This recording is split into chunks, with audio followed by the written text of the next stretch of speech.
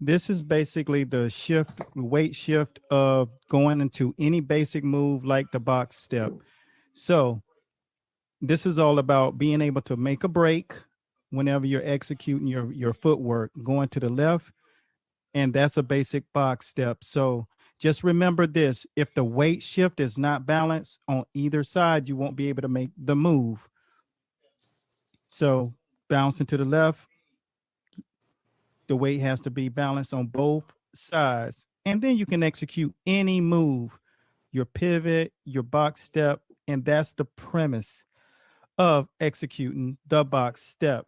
That's the technique that we utilize to make sure your hands is up. Is constantly touch the temples. And that takes a while. And the next thing that we're going to get into is the weave and pivots. This is where everyone is having a difficult time transitioning. So it's all about taking your head in one direction, and what people are doing is doubling the move, going to one side and ending up on the opposite side. But you have to go to the direction whenever you do a weave and come back up on that side to drop and roll, you go under like that and you slide. So you have to follow the direction that your head goes. And just like that, and slip to the right, and you come out on that side. When you weave down here, your objective is to come up on the side that the head goes, and do not elude that principle. Right there, you're under the at the ankle, so you're out of the way of harm, and you're directly under the armpit of your opponent, and that's where you want to be.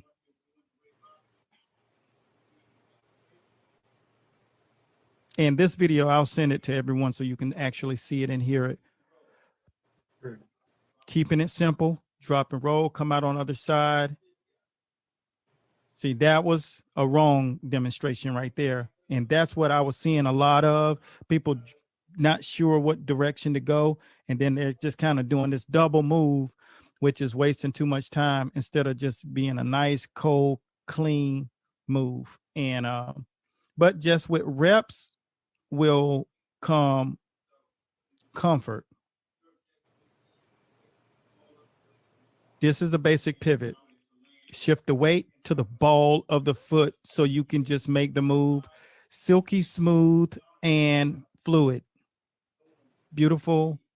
The weight is on the heel, and bam, you can make the move very clinical, execute, boom, nice and clean, tight movement, not a lot of confusion, not no discomfort at all. Good. Yeah, excellent.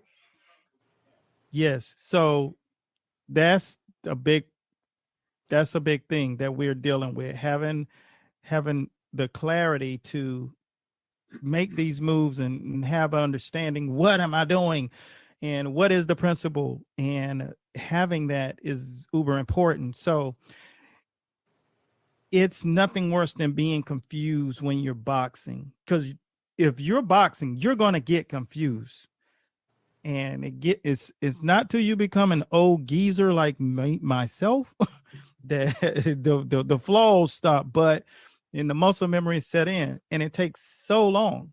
So really clear, that video will be accompanied by each one of the tactics and the skill sets that we have, from the box steps to the pivots to the drop and rolls to the Ray Robinsons to the bulldogs, on and on and on and on. The peekaboo hop step, side step pivots, all of those will have a nice little bundle. Now, when you're practicing, you'll get to hear the instructions. And that's where that's where concept comes in. When you've been shown and spoken to about concept, when you're taking that step by step approach, even when you're doing it in your fitness realm, you're working with your people and you're doing it and you're exercising, nothing gets you over the concept of exercising better besides keeping them conscious of craft, and it makes them forget about being exhausted. But keeping the thing that's most important in mind is the technique, and that keeps you sharp. That's why boxers are sharp. Any trainer that boxes, teaches boxing, and uses boxing is sharper. It just is. You're just going to be sharper than the guy who teaches burpees, because you come from a place and there is a destination in which you're going outside of just conditioning the body. So when you have that addition, I told the guys that were under our tutelage or just surrounding me in the days of being inside of big box gyms teaching, I told them the secret, you have to tie it to something. So there's much more to do than just lift and push and get exhausted and hate coming. Have them leave with a takeaway and looking forward to the next lesson and exercise. So, with that being said, that's kind of what plays into this, having more critiquing to do and keeping them sharp. And that really makes you a much greater trainer and teacher. I didn't see Twan's question. Let me see. Uh, Hold on one second. Excuse me. I'm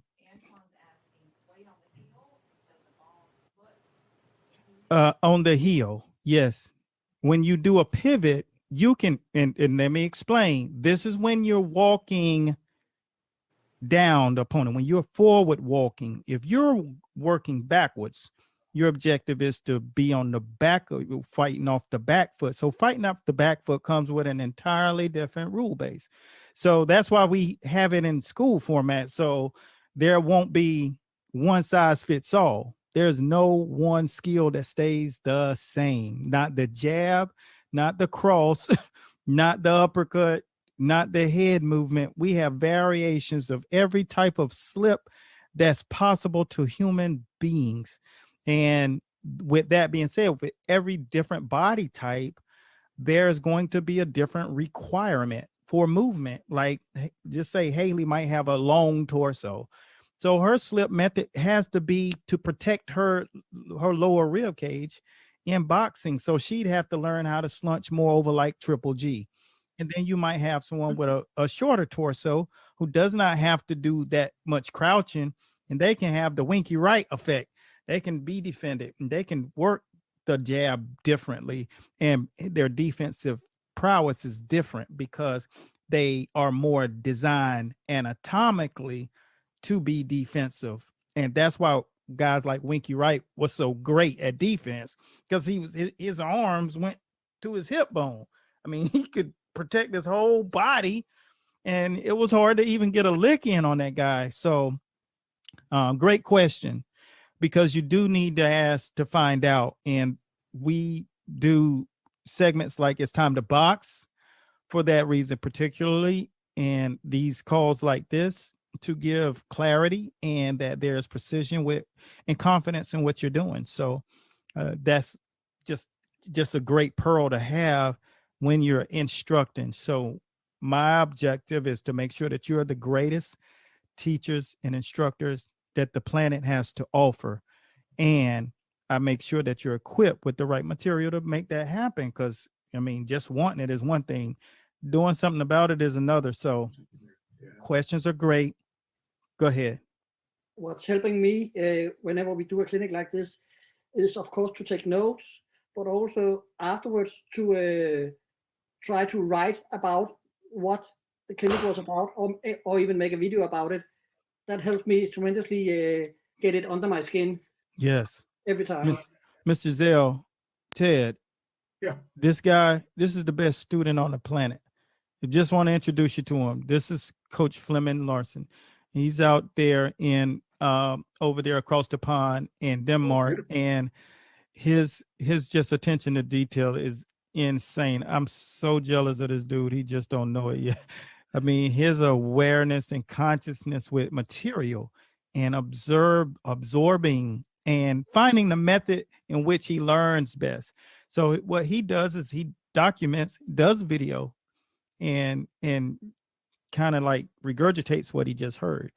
And that's how you get muscle memory. And you know, when you can write it, frontal cortex, and when you can take it and store it in that brain, hippocampus, and then you can execute it, muscle memory. And have you guys ever heard of rock steady boxing? Yeah, rock steady with the Parkinson's. Yeah. That's what I do. That's what I do to pass on Uncle's legacy. Yeah. I'll tell you, you're hitting a lot of the points that we go with. Yeah. Square steps, getting everything in. Yeah. Making sure they do it right. Yeah. Because if they don't do it right, they get sloppy and it's not as effective. Yeah. We want to build those muscle connections and those brain connections. Yeah. Neuroplasticity is what it's all about. Yes. That's good. And it works for them. For them, it works for any boxer. Yeah. I mean, and if you're working with people with Parkinson's, that is all data. They're collecting that data and finding out, you know, how those memories talk, how those little passageways connect to one another. And when we talk about boxing, we had to create a platform where you could discuss it in its entirety. So you think about how many shows I'm doing. You know, you think about this, you think about the fight show, you think about just a regular daily streams. All of them, I'm talking about something different. Then you got It's Time to Box. And they're just, the conversation is ginormous.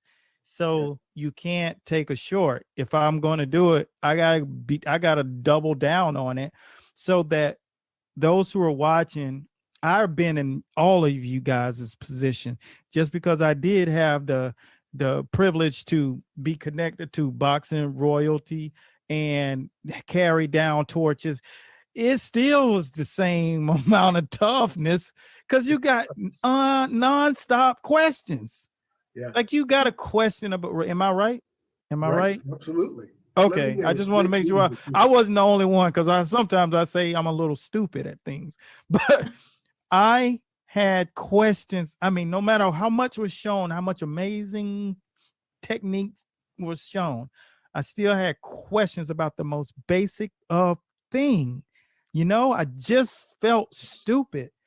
And when you're sitting beside kings and hearing them talk, when you thought you knew something about boxing, and then you realized, I know nothing about boxing except how to spell it in 2 languages. You know, that's the reality check. So that's what I came up under. And immediately in the fire, held to the feet, held to it. So you couldn't escape it. So you had to accept what was what, and not allow yourself to get caught up with those monkeys screaming in your head. And that's kind of how I transitioned into taking it in and learning things and understanding each layer. That's why we break everything into tiers, so that there's a walkthrough, there's an average pace, then you step it up, and then you bring the smoke. And so it's very important. Don't rush to the end. You know, master the science of a couple of things. You can't be the master of everything. There'll be areas that you do not master, but you will not screw it up. That's the biggest thing. You bet. Yeah, because when you get exhausted in boxing, it can be exhilarating because you're in that place. Yes. That Graziano Zale place, that place where only few men have gone and come back from. That's a good feeling in a way. If you have tapped into that right motor in that mind, it's a good place. So sometimes you push your people to a place that will bring out all of those things that they were frightened of, and they face them. And then that's kind of what comes of it. And I like sometimes teetering around that dance. You know, it just feels good to challenge yourself. So Fleming, that was great. Thanks for sharing that, because it does matter that you take this stuff and with the guys who were coming in. Mr. McDonald came in and did a great video circuit. Then the next week he was sick. You feeling better, brother? Yeah, big improvement. Thank you. Yes, Good. it's upwards from here on. So, yeah, Good. back to my old self. Okay, I hope that's a good thing. Trouble for everyone else. Oh yeah, well, it's just good to have you back into. Okay, he did such a great video, man, and you got it on YouTube, don't you? Didn't you have it on YouTube? Yeah, I put a few things. Yeah, on Haley YouTube, yeah. and Ted. I got to send you guys that. He's just very clever guy and wise. I like clever. You'll find me use that word. Smart is cool. Clever, I just hope someone gets something from it. You know, even if it's they if will. It's not informative, at least it's entertaining and it's not a Well- complete waste of their time. Well, I tell you what, you're talking to someone who wakes up every single day, and the numbers matter. People will be impacted and moved by it. If I am speaking about it, that means I understand, because I listen to the audience and I know what they like. I know what they would like to have. And so when I looked, I said, this is material. This is good material. Like, this is good material. So I'm looking forward to I introducing it to. certainly couldn't have done it without the material that you're providing. So it's all standing on the shoulders at the moment. So thank you. Yeah, well, good luck, man. I'm definitely here. If you need anything, we got you covered, man. And Haley, you got any questions? I just had a thought about balance. Mhm. When you're talking about the most basic things can sometimes be a challenge. Yeah. I think balance is something we're all born with, but to cultivate it and use it to your advantage, and Yeah. that's what Dad is doing with Rock Steady Boxing. Yeah. But it's also what you just did in that video. You put your weight on your left heel, Yeah. so you could lift up your right leg to Yes. pivot. So that's I think just a good example of something so basic that you have to hone and make it into a skill is balance. Because we've seen even the greatest Oh, lose their gosh. balance. Yeah. That's the key. And you got to find different techniques. Like, I realized that you have there is a technique that has to be acquired for every scenario, which is what I learned. There was no one size fits all. I remember getting my ABC book back in the day when I was starting, and they give you like these diagrams of some of the moves. So I'm like, cool. And here I am with the number 3 amateur fighter in the world, boxing guys. I'm like, this don't look like it works right here, like these scenarios. So I realized very fast, situations and style make cases. So therefore my journey really began to challenge what had been done. And I'm not challenging USA boxing by any means. You can only do so much you can do when you have so much to truly develop people. So it was my job, then I realized then, to do something about it. I'm a kind of do something about it guy. You might start to pick up on that after a while, that if you can talk about things, but it's better to do something about it. And if you got breath in your body, then do something about it. And that's kind of what we did, and created a program that has, hopefully no holes in it, and the amount of content that will keep you full for your entire lives and those who you touch. So yes, Haley, that balance is absolutely the king. And I wrote a little piece for you all about just the system of boxing. It's a sentence that maybe you can all take away and stuff.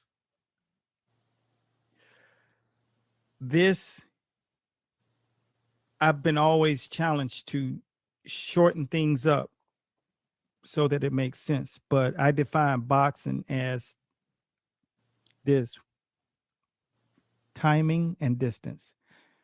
And those are the key takeaways from everything. Like, you can elaborate on 1,000 other words or sentences, but timing and distance is key. If you look at Andre Ward, you look at Floyd, you look at Ali, you look at people who are great, Willie Pep, who just, they had that. And all of them had that more than anything else. They weren't big punchers. You know what I'm saying? They weren't dominating size, inferior. You know, they all had consciousness of timing and distance. That was the key. Bernard Hopkins, it's just, and even Joe Calzaghe, just very freaky little tendencies that they were able to fluctuate. They can change the distance that they needed to, just enough to keep you off balance. All those guys, the connect percentage of their fighters, the guys that they were against, were super low. And that's about understanding the distance and stuff. So timing and distance, a definition that you can use. And when you nail those two things, everything else falls into place. And of course, to have proper distance, you're going to need balance. That's just without saying. So I thought that was a good pearl to have. And I always remember, like I said yesterday, anybody can find a great athlete. But like when we watched on Sunday, there was Patrick Mahomes, a better athlete. There was Lamar Jackson, better athletes. Aaron Rodgers, better athlete than Brady. But in sports, the best student wins. And Brady is the best student. Nobody studies harder. They think they do until you watch his documentary and you realize this dude's on an entirely different stratosphere. And that's how you have to be. So that's why I appreciate your work, Fleming, that you do, and you study and you regurgitate the information back out. And that's a powerful thing. So that's kind of it, man. That's all I got. Any one of you guys have a question about one of those topics or any place that you are? William, go ahead. Yeah, just something came to my mind there when you're talking about timing and distance, and having looked at some of the old fights again. Yeah. There was a moment, and it stuck out to me actually. It was Walcott Marciano. Woo! I don't know if this, right, because my history's not great, but I think round 13. I think it was the first time he got put down, but it's the moment Walcott comes out from the corner, Yeah. and he, with timing and distance, he took, like, I think it was exactly on the fourth step. Yeah. Through a hook, and that was the moment he put him down. And for that, I just I watched that a couple times because I thought there's something going on there with. Yeah. That's that Jersey strut when he walks across that ring. And I teach the guys how to do that in the thing, Mr. Zell. Jersey strut. Yeah. And we do that. We do the grunt walk, which was made famous by, the guys like Dwight Muhammad, Cowie, James Toney, Jersey Joe as well. Just a mannerism in which you approach your opponent and stuff, and just will walk you down with timing and just light you up with that one punch that's going to rock you so out of this world. So I feel like the guys need to know, because if you get into a position in your fighter, you have to have repetitions of things that he will feel. So you have to mimic that moment when he will feel a certain thing. Sometimes when I would talk to the guys in the gym, I would just allow that thing to pop off of out of my shoulder blades, man. And I just get that hunchback and curly face, and then let them feel that other thing that's going to happen to them in the ring. And those guys will eat it up, and they will be ready to rumble and stuff. So, it takes you back to the legendary fights where Archie Moore and Yvonne Durrell, and of course, you guys is etched in history with the Zell Graziano. That fight that series is etched in boxing soil, in blood. So the fights that guys leave it in the ring, and people don't quite understand what that means, so that storybook, those lines that go in those type stories are infamy. They go down in history. And so you got to find the best way to mimic that, so when they know how to identify it. So that was a good when you look back at the greats like Marciano and Jersey Joe Wilcott, they didn't have a name for it. They didn't have a strategy. They weren't like taught that. It was just natural. Yeah. So that now we can look back and be like, okay, that's what he did, and that's why it worked, and that's how the science has sort of continued to be developed in this sport. That's exactly what it is. That's what the School of Boxing is, creating the entire vocabulary for what those guys were doing and titling it with their names, so people will understand and tie it to someone, because there's nothing that will make you want to box more than watching the greatest do it. And so the way long before I had an idea of who you guys were, my library still exists in there. You can pop up one of those tapes, and I got, I think one of the first things I popped up, Stacy can co-sign, was Archie Moore, one was of Tony Zell, one was of Dempsey, and Max Baer. Man, I got stuff that just, we went to Baltimore one night and sparred when we were helping Hasim Rockman spar for Fight Klitschko in 2005. I saw the date when I pulled it up and put it a part of one of the videos that we did recently. And we watched from like 9 p.m. after sparring. We watched boxing from 1897, the year of 1897, the first reel was done, 38 reels a second, till 4:48 a.m. So they watched boxing for almost 8 straight hours. They boxed for almost 5 straight hours, and then they watched it. And we think we got up to the Riddick Bowe Holyfield. We watched boxing from 1897 to Riddick Bowe Holyfield, like the next night too, because the boxing history, and some of it was in documentaries, some of it was in highlights and flashback, and talk through and walk through. And I, kind of expelled. And we spent the night and slept inside of the ring that De La Hoya and Sugar Ray Leonard fought in and trained in Baltimore. So it was special. Blood, everything was in the ring. That is the real fight game. You bet. So I have another question. Yeah. How do I know if I should be a natural southpaw or if I'm a natural orthodox in terms of stats? Well, what's your power hand? I feel both are like about the same, so that's why I'm a little confused on. Well, once you start sending in your tape, I can tell you which looks right and which doesn't, which looks awkward, and which one sacrifices technique most when the other hand is in front. If you are fighting southpaw and you might have a good jab, but you sacrifice defending your other side with the left hand because you're so happy with that left hand, then you need to fight conventional. And if the same thing happens, because sometimes you sacrifice something that you really need, and you need defense. And those are ways that you can tell if your feet, when you're boxing and you're not a natural something, your toe lifts up and down. And when you're boxing, your feet have to be positioned how you set them to be positioned.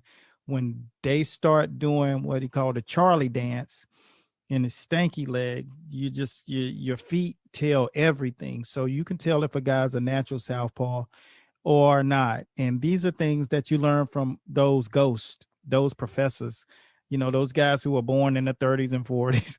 That's who taught me that stuff, how to look at a guy. And if he's not a real southpaw, this is what his feet will do. And, with that being said, that's the only way I knew that De La Hoya wasn't a true conventional fighter. And man, it's like, there's a sign that you can tell, but the longer you're around this game, the more you'll know, the more you'll learn. And that's question for you, Coach. Go ahead. This is Calvin. I can see your name, bro. Okay. Well, I'm just making sure, man, because I know my face not up there. Yeah, man. Yeah, so the thing about the southpaw, would you say that if you know, I guess there's probably some right-handed southpaws out there, probably somewhere. If their power hand is in the front, like they, you know, they do a lot of lead hooks, a lot of jabs, they got a stiffer jab, but it's not as much power. Is that a bad thing if you're a right-handed southpaw? No, Miguel Cotto. Well, yeah, I was going to say, I was just wondering about that. Miguel Cotto, De La Hoya. I mean, yeah, man, your opponent can't tell if you don't have as much pop on your hand.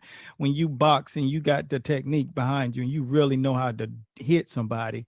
Like, when do you go to the gym really? When you really been working, I mean, consistently. I'm talking a couple of years, and be like, man, this left hand really hits harder than this right. And then it really doesn't, because your sparring partner's like, man, you cracked me with the right. You're like, I thought I hit harder with the left. That's up to the opponent to tell you. You know what I'm saying? How it feels coming from you is different than what is really happening. So just always remember that. And that Hixo technology gives you an you know, which, but sometimes, man, it ain't the force, it's the where you hit people and stuff. So you hit the mid in the sweet spot. It's never with the hardest punch, just sounds the loudest, you know? Yeah, you just everybody loves to hit that sweet spot on the mitt. So that Mid Master series, and these things were no joke, man, to get done. These series that I've done, and if I go away, you know, if to return home, I know what I left in the ring. I left it all in the ring. That series breaks everything down, you know, stages from you becoming a boxer, period, to learning your techniques and just the craft of learning how to use your quick twitch muscle. And then the next one teaching you how to do reflex and reaction and counter punch in your mid training, which tests your motor skills on an entirely different level, because it's just like being in the ring with Roger Mayweather. He making you do things that your brain is afraid to challenge itself. And then when you do it, and any of you have done Midmaster 2, you know how serious it is. And you working with guys and they're like, wow. And then they realize I can do this. And then they come to the gym just to do that. And then you have to teach them how to punch. And Ted knows, you know, because his uncle was one of the greatest punchers, combination punchers in boxing history, bar none. You know, Zell was. He really worked. He really worked at that right to the body, left hook. Yeah. You know, and see, he spent so many years. Yeah. In the beginning of his career, getting beat. Yeah. Because he couldn't deliver it right. He like me with that. Finally got it. Yeah. That's it. You don't, like I said, I'll go bowling. I used to, you know, every 2 years I go bowling, and I'll suck for the first 20 minutes. But by that 30th minute, I'm just rolling. I can't miss. And I said, I'd rather get it wrong trying to get it right instead of just getting lucky every once in a while. Because he was a stickler for technique, the master this science. Because if I get this, I'm going down in infamy. I'm going to be a legend. And he did. And that's what happens. You become a master. He did other things really well, but that was his go-to. That was like, man, if I get you on the end of this combination, you're gone. You're done. You're gone. Yeah, you can see that the best in the third Graziano fight, where Tony Zale does the right to the body and the left hook to the, and it's so effective. But Dad wrote the biography and interviewed Uncle Tony for years and years, trying to figure. Didn't his brothers have something to do with helping him work on that combination? You know, what really happened was my dad was boxing in Boston, and Uncle Tony was there to watch. And my dad knocked the guy down 5 times in 3 rounds to what he thought was to win the Eastern championship. Well, they gave it to the hometown kid. I remember that in the book. Yep. And Uncle Tony just decided, I've got to find something that won't let that happen to me. Yeah. And he did. He designed that right to the body and left hook. He'd duck under that. left that you were throwing, put that right there, and that was the beginning of the end. Yeah. Man, that You can really two-piece. see it so well in that third Graziano fight. And it's on Yeah. YouTube if you look up Zale Oh, Graziano. oh, you find it. you know, that's a popcorn and beer kind of joint right there. You know what I'm saying? Like, but Yeah. you get to see greatness, and greatness. Everybody wasn't born with Superman blood, but that's where you see that Superman blood. That's a different kind of human being. You know, cats are not all alike. You don't take a pussy cat in the same room with a lion. They're both cats. They're just levels. And Mhm. that's that kind of dude. So Yeah. yeah, that technique is very important. Thanks for that story there, Ted. I love a good I love, man, I can sit back, and that's why I have all those documentaries, because I just want to hear the story behind the man. And when you can appreciate that, then you're going to go further in boxing, period, because you understand the fiber of what everyone in this sport has to have a lion inside, and you must be willing to let it out. And sometimes you just have to find the things that will give you the key to let that out so you can use it and stuff. And he said, I do not want anything to go to the judges anymore. And he found something to let his lion out. And that's what he did. And that's what you all have to do. You all have to find that thing that unlock that thing that's inside of you that will get you to where you want to get to, and that promised land. So hopefully this was step one. I love doing the clinics with you guys, the virtual clinics. They're just so insightful, and it allows me to find out things that you're thinking about, which is what makes us operate even better. So thanks for taking the time to come and, invest in this. And Stacy will make sure you and Haley get into the School of Boxing portal online and Love to stuff. do that. And we'd love to have you up there and just check it out and stuff. And then give you an invite into the group so you guys can see these guys posting some really cool stuff. I mean, these guys work hard. They are working hard. They are in a place where boxing will be in a good place because they're learning. And we didn't have this. We didn't have this. Everything was on the job. Yes. Everything was on the job. You learn on the job. Figure it all out. Hopefully you got a professor in your corner. If not, you're just going to get smoked when you think and so, they don't have to do that now. There's technology, and there's people who are willing to give you the right content and do the stuff and help you. You bet, Eric. You bet. Yeah, I appreciate you guys for joining in. Thomas, you got to extend that to the Zale family. Have them over there. Chris in your gym. Yeah, please. Absolutely. I'd love that. That'd be cool. Oh yeah, definitely. And you got to get that book too.